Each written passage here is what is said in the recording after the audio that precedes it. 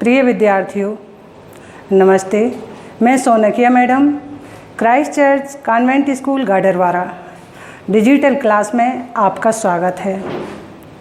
मैं हिंदी टीचर, कक्षा 8वीं, पाठ 3 अहिंसा की विजय। इसका सारांश मैंने आपको समझा दिया है। अब मैं आज आपको पाठ के वस्तुनिष्ठ प्रश्न, अति लघुत्तरीय प्रश्न एवं लघुत्तरीय प्रश्न और भाषा की बात समझाने जा रही हूँ। सबसे पहले मैं आपको वस्तुनिष्ठ प्रश्न समझा रही हूँ। ध्यान से सुनिए। आप अपनी अपनी पुस्तक खोलकर रखिए और उसमें टिक लगाते जाइए। मैं आपको क्या बता रही हूँ। वस्तुनिष्ठ प्रश्न पहला, इसका का नंबर देखिए। इसमें दिया है सही जोड़ी बनाइए। मगध की राजधानी, कौशल की राजधानी, कौशल प्रांत का राजा और डाकू का नाम। मगध की राजधानी राजगृह यहाँ आएगा। कौशल की राजधानी श्रावस्ती। कौशल प्रांत का राजा प्रसेनजित। डाकू का नाम अंगुलीमाल। एक बार फिर से ध्यान से सुनिए। मगध की राजधानी श्रावस्ती, नहीं, मगध की राजधानी राजगृह, कौशल की राजधानी श्रावस्ती, कौशल प्रांत का राजा अंगुलीमाल, डाकू का नाम प्रसेनजित। तो यहाँ आपको मिलाना है। अब देखिए, मगध की राजधानी में राजगृह, कौशल की राजधानी में श्रावस्ती, कौशल प्रांत का राजा प्रसेनजित और डाकू का नाम अंगुलीमाल। ये मैंने आपको बता दिया। सही सही मिलाना है आपको। एक बार और सुन लीजिए। मगध की राजधानी राजगृह, कौशल की राजधानी श्रावस्ती, कौशल प्रांत का राजा प्रसेनजित और डाकू का नाम अंगुलीमाल। अब खा नंबर, महात्मा बुद्ध ने खालिस्तान को धीरज बंधाया प्रजा को कि राजा को, तो यहाँ राजा आएगा। अंगुलीमाल खालिस्तान डाकू था, सीधा साधा भयंकर। 2 दिए हैं तो इसमें भयंकर आएगा। महात्मा बुद्ध ने अंगुलीमाल डाकू से खालिस्तान कहा, प्रेम पूर्वक आएगा इसमें। तो आपको समझ में आ गए। महात्मा बुद्ध ने राजा को धीरज बंधाया। अंगुलीमाल भयंकर डाकू था। महात्मा बुद्ध ने अंगुलीमाल डाकू से प्रेम पूर्वक कहा। ये आपके रिक्त स्थान है। अति लघुत्तरीय प्रश्न, राजा प्रसेनजित क्यों चिंतित थे? अब इसका उत्तर समझिए। राजा प्रसेनजित अंगुलीमाल डाकू के कारण चिंतित थे, क्योंकि अंगुलीमाल डाकू का प्रजा में भय बैठ गया था और प्रजा त्राही त्राही कर उठी थी। इसलिए प्रजा को देख करके, प्रजा की पीड़ा को देख करके राजा प्रसेनजित चिंतित थे। महात्मा बुद्ध ने डाकू को कैसे पहचाना? जब महात्मा बुद्ध जंगल से गुजर रहे थे, डाकू ने कहा ठहर जा, और वो सामने आता है। उसका कद ऊंचा, उसका रंग काला, सीना चौड़ा, मूछें बड़ी बड़ी, लाल लाल आँखें और हाथ में कटार लिए हुए था। इस तरह के रंग रूप को देखकर महात्मा बुद्ध ने डाकू को पहचान लिया। ठहर जा किसने किससे कहा था? डाकू अंगुलीमाल ने महात्मा बुद्ध से कहा था ठहर जा।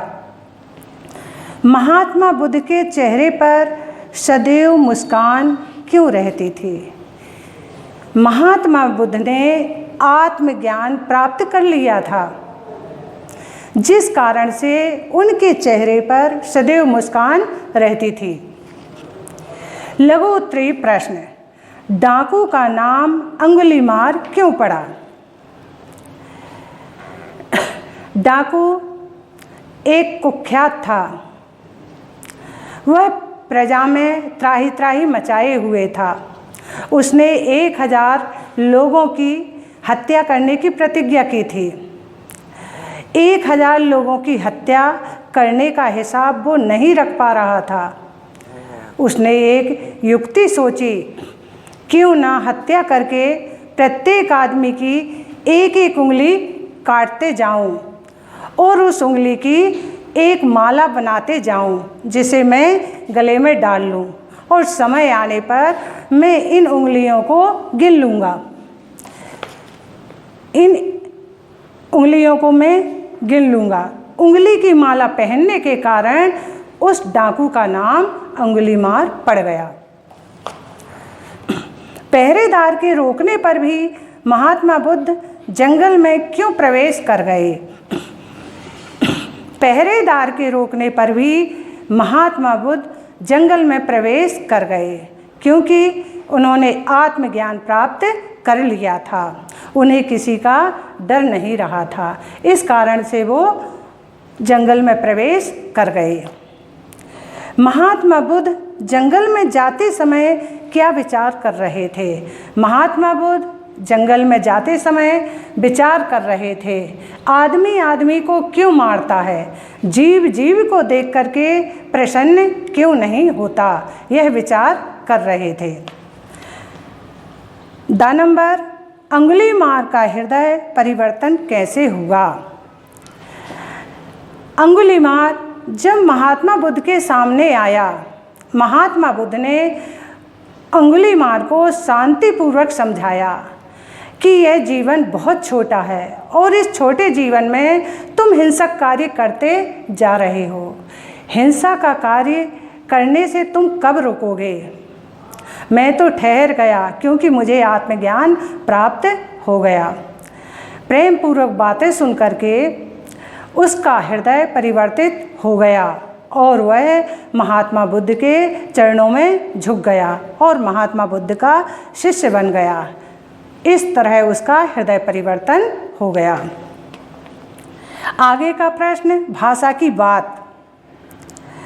निम्नलिखित शब्दों का वाक्यों में प्रयोग कीजिए। धीरज। संकट आने पर हमें धीरज से काम करना लेना चाहिए। सावधान, हमें सावधान होकर ही आगे बढ़ना चाहिए। चीख पुकार, अंगुलीमाल को देख करके सभी लोग या प्रजा चीख पुकार करने लगती थी। चिंता, चिंता चिता से भी बढ़कर होती है। दृष्टि,